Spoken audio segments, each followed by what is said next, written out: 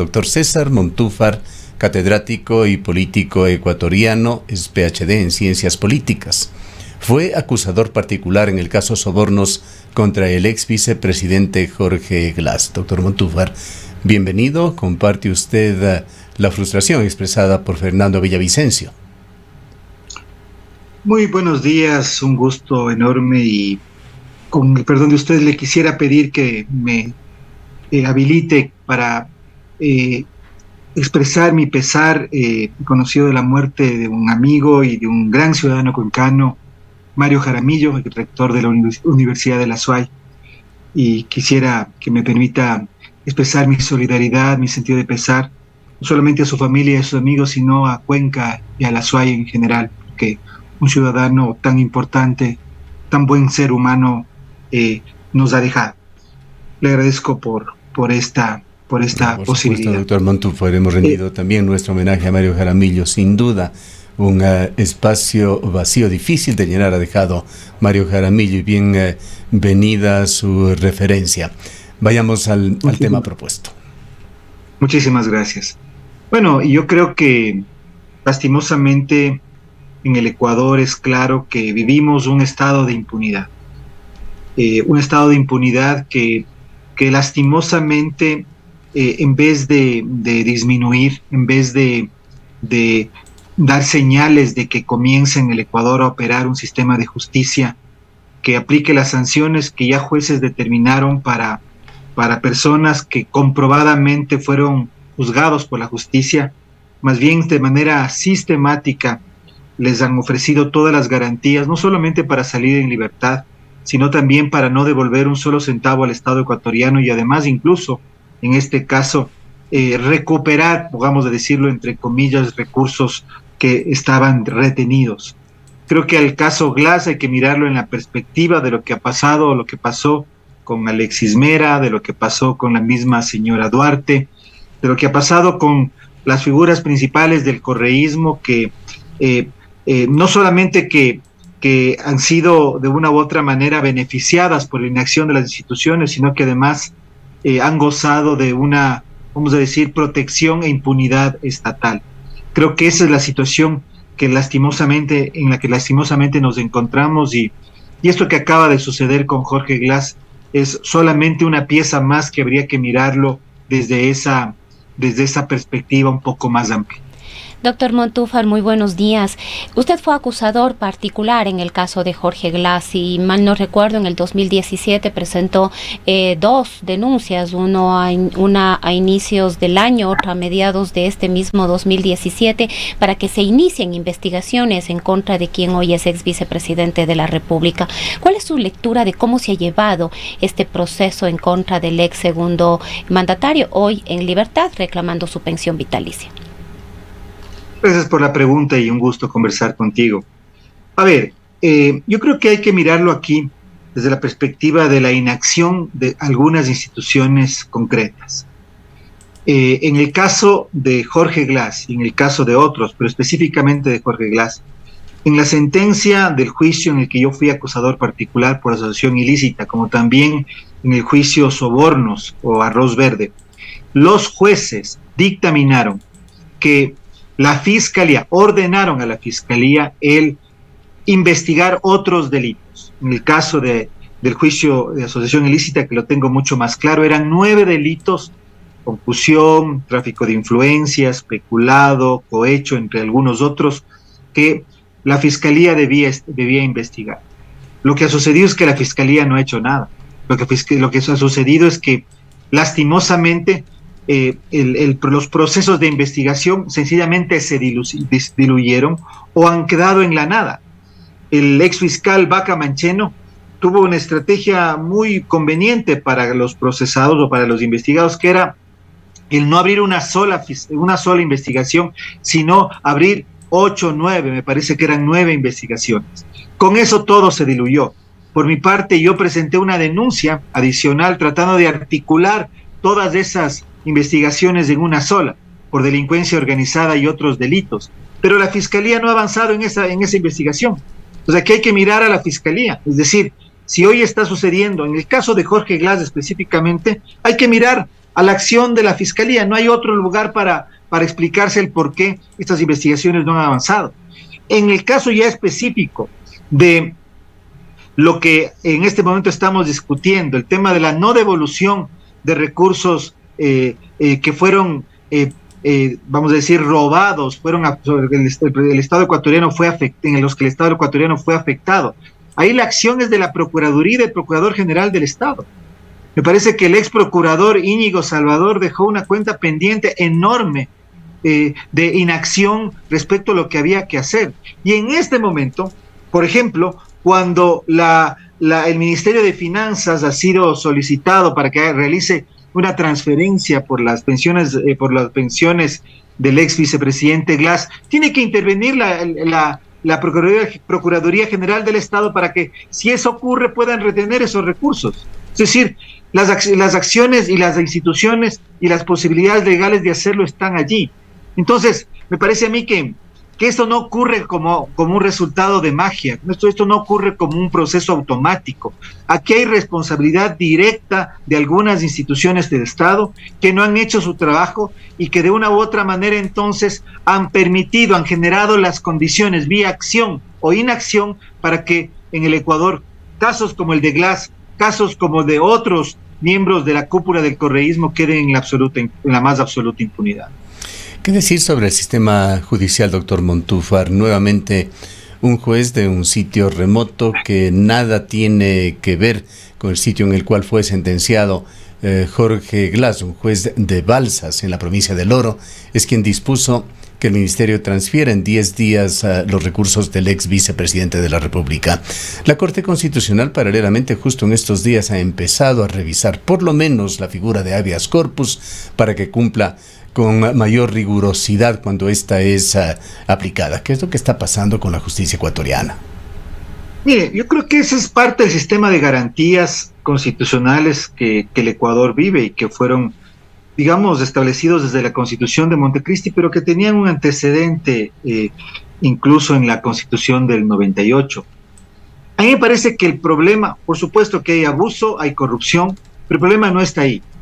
Si es que, por ejemplo, en el caso Glass, la Fiscalía hubiera realizado las investigaciones que debió haber realizado, si en este momento Glass no solamente tenía las 2 sentencias ejecutoriadas, sino 3, 4 o 5, como pudo haber tenido, si es que hubieran aplicado, por ejemplo, el concurso real de infracciones, es decir, que en un solo proceso puedan sumarse otras investigaciones y otros tipos penales.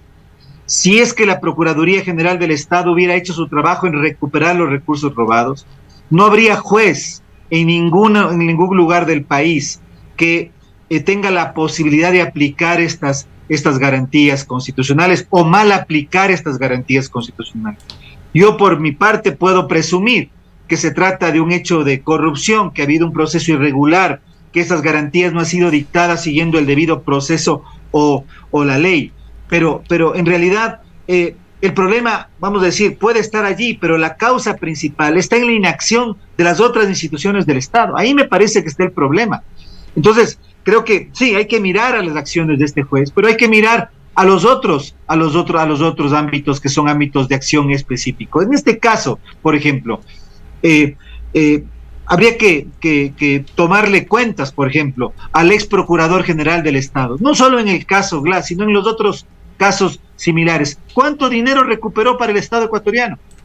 ¿Cuál es el porcentaje o el monto general y el porcentaje de recursos recuperados que ya tenían sentencia ejecutorial, es decir, orden de juez para recuperar esos recursos? ¿Por qué no se lo hizo? ¿Por qué la ley de extinción de dominio, que fue aprobada por la anterior asamblea casi al final de su periodo, tiene tantos vacíos que no permite que realmente pueda ser un instrumento útil para que el Ecuador o los ecuatorianos podamos recuperar los recursos de quienes lo afectaron a través de actos de corrupción? Entonces me parece a mí que sí, hay que mirar con mucha sospecha.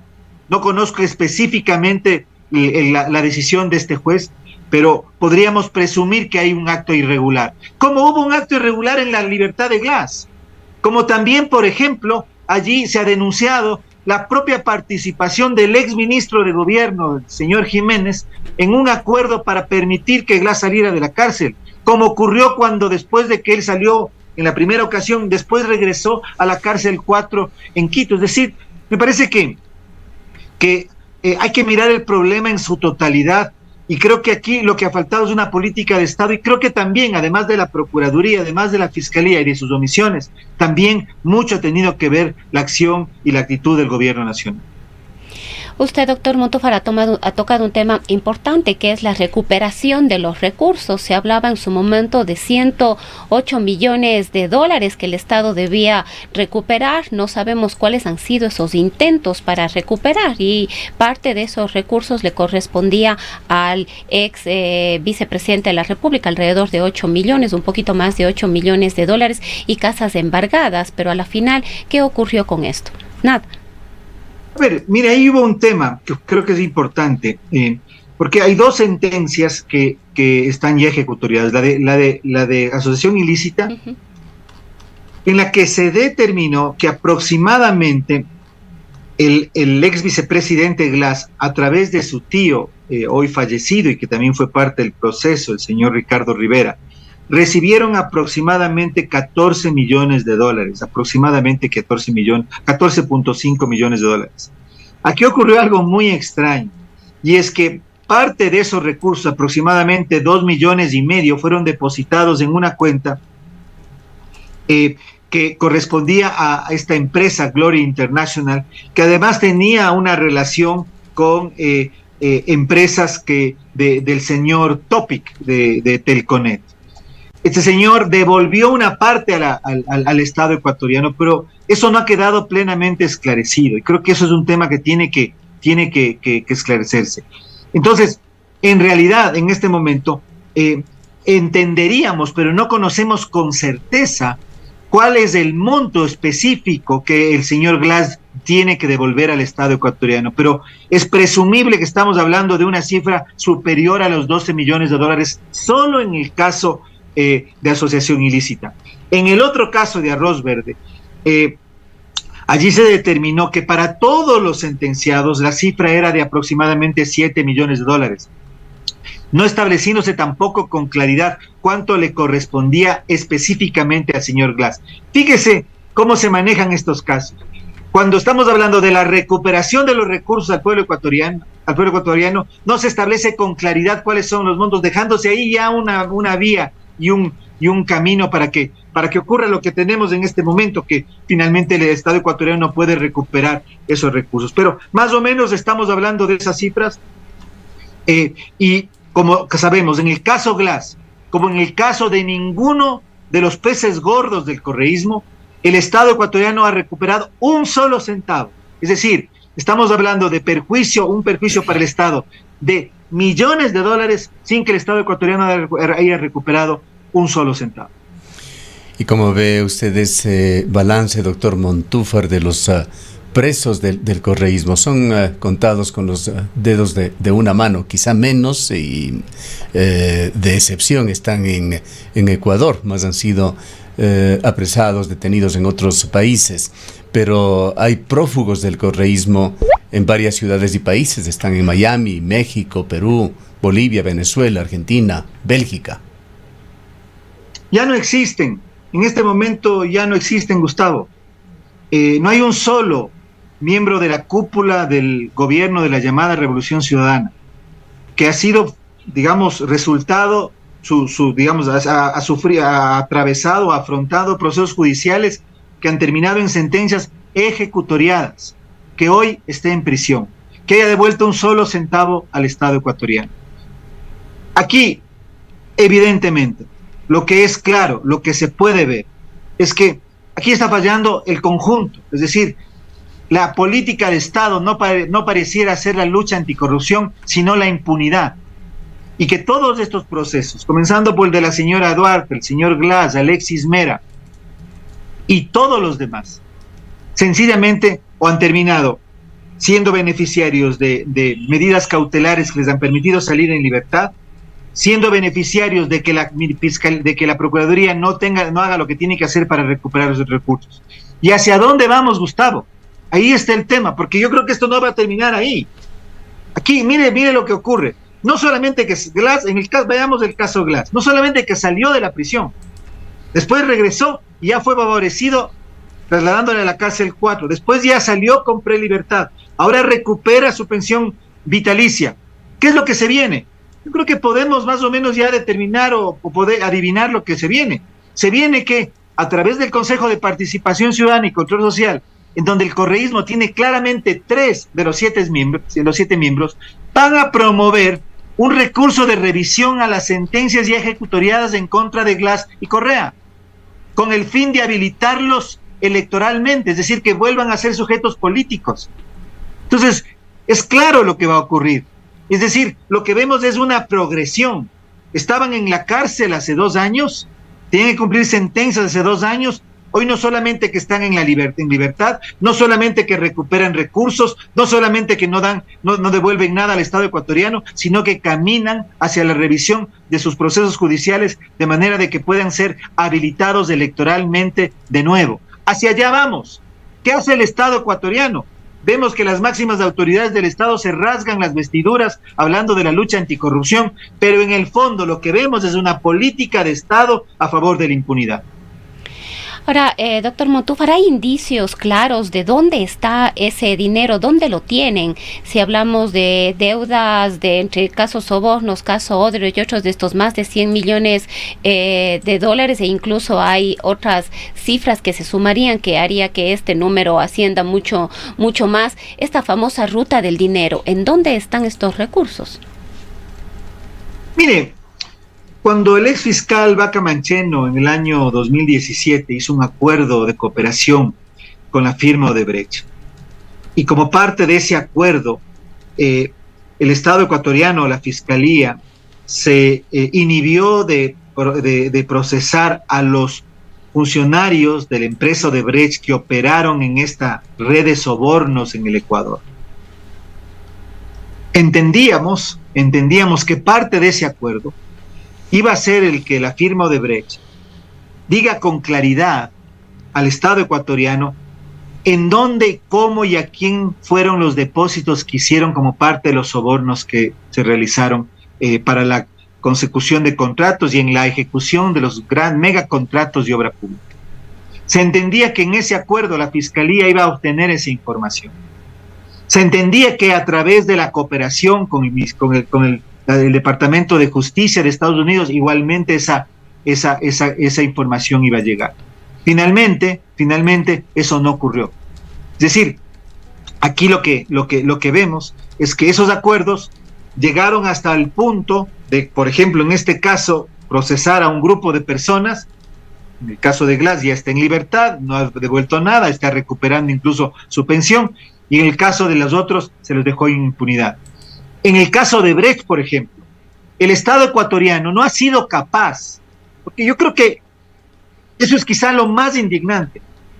Esta empresa que fue la matriz de un sistema de corrupción en el Ecuador y que debió haberse sentado con el Estado ecuatoriano para que el Estado ecuatoriano le obligue y a eso, y en eso tenía que haber una cooperación internacional y un apoyo diplomático de otros países que están además en la misma situación, para que la empresa Odebrecht indemnice al Estado ecuatoriano por el perjuicio que le causó. El Estado ecuatoriano no ha sido capaz de aquello. El ex procurador, igualmente, regreso nuevamente al ex procurador, porque el ex procurador Salvador, digamos, salió de su cargo y de ahí no ha pasado nada.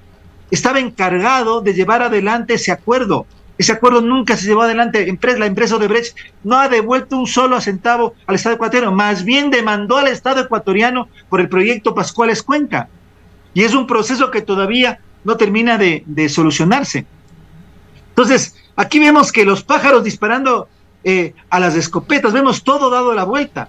Entonces, si hablamos del caso Glass y la devolución de su pensión vitalicia, también tendríamos que hablar, y quizás incluso más grave, lo que ha sucedido con la empresa Odebrecht. Países como Perú, por ejemplo, sentaron a la empresa Odebrecht e hicieron que la empresa Odebrecht les devolviera al Estado ecuatoriano una importante suma de dinero. Me parece que en el caso de República Dominicana también pasó algo parecido. El Ecuador no ha sido capaz de ello. Entonces, si queremos ver el problema, o mirando el problema de manera más integral, aquí es el Estado ecuatoriano. Aquí es la ausencia de una política nacional anticorrupción, es la ausencia de una política que realmente permita que el Estado ecuatoriano, frente a quienes le han causado graves perjuicios, pueda sentarse y pueda recuperar recursos y además recuperar su dignidad. Porque en realidad no solamente estamos hablando de dinero, estamos hablando de cómo en este caso una empresa se hizo acreedora a los más grandes contratos que se firmaron y que se ejecutaron entre el 2011 y el 2014 o el 2016 y sencillamente no ha pasado nada.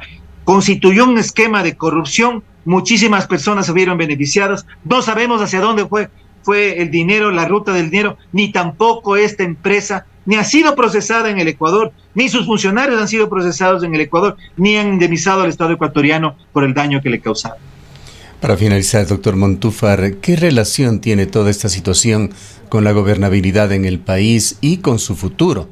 El expresidente Correa, alentado por los resultados de las elecciones seccionales, amenaza con volver y de hacerlo con una nueva Asamblea Nacional Constituyente. Yo creo que tiene absoluta relación, porque lastimosamente el Ecuador, como otros países de América Latina, vive una situación que es una situación sui generis, y es que organizaciones políticas han adoptado y han desarrollado y han consolidado una lógica criminal. Cuando uno mira a la cúpula del correísmo, no digo al movimiento, ni a los simpatizantes, ni al apoyo que esta corriente tiene a nivel nacional, con la que personalmente puedo discrepar en términos de su ideología y su visión política, pero reconozco total legitimidad. Pero cuando uno mira la cúpula del correísmo, a Rafael Correa y a su círculo inmediato, y a otros en el país, porque no creo que sean los únicos en el país, porque esto es un fenómeno que ha trascendido y que atraviesa a todo el sistema político. No vemos solamente a organizaciones políticas, vemos a una fusión, a una combinación de organizaciones políticas y organizaciones criminales. Creo que eso es lo que ha ocurrido. Por eso es que aquí hay que mirar el problema en términos de la organización de un esquema de delincuencia organizada en que los partidos políticos se han transformado en aquello. Y la diferenciación entre política y crimen creo que está tan articulada que es en este momento muy difícil diferenciarlos.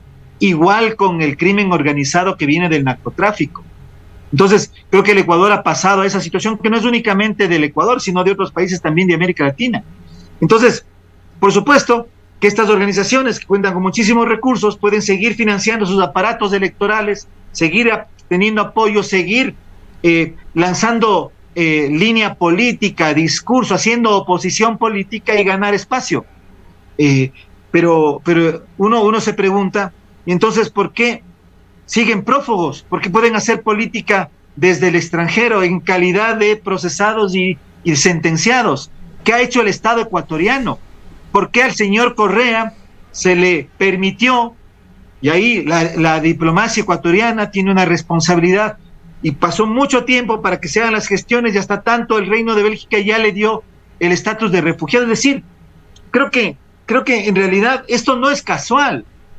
Creo que no es correcto, digamos, pensar que el correísmo solito se ha fortalecido. No, la política de Estado, de impunidad, es el que le ha permitido fortalecerse. Entonces, si regresa Correa, no es solamente el resultado de su, por supuesto, obvio interés de retornar al poder, sino de cómo el Estado ecuatoriano, que se supone iba a luchar contra la corrupción, le ha permitido hacerlo. Creo que ahí está el tema. Y allí las responsabilidades son concretas. Y creo que el presidente de la República tiene una gran responsabilidad también en ese ámbito, una responsabilidad principal, porque no tuvo una política anticorrupción. Hubo una secretaría anticorrupción, fue encargada una persona que me parece que tenía buenas intenciones e hizo en gran medida lo que pudo, pero creo que en realidad el Estado ecuatoriano ha carecido de aquello y por lo tanto nos vemos abocados a lo que decía. Y con esto quizá termino, Gustavo, para no quitarle mucho tiempo. Luego de lo que hemos visto, lo próximo es lo que yo le comentaba. Y no debemos de extrañarnos. El problema o la discusión es por qué las autoridades que están en el poder en este momento no hacen nada ni han hecho nada para impedir que a través de recursos de revisión no se vaya a anular las sentencias en contra de Correa y Glass y se los habilite nuevamente para que vuelvan como actores electorales. Gracias, doctor Montúfar. Muchas gracias, Gustavo. Un gusto y a todos los amigos que nos escuchan, un saludo afectuoso en esta mañana. Doctor César Montúfar es catedrático, político ecuatoriano y fue acusador particular en el caso Sobornos contra el ex vicepresidente de la República, Jorge Glass. Son las 8:06.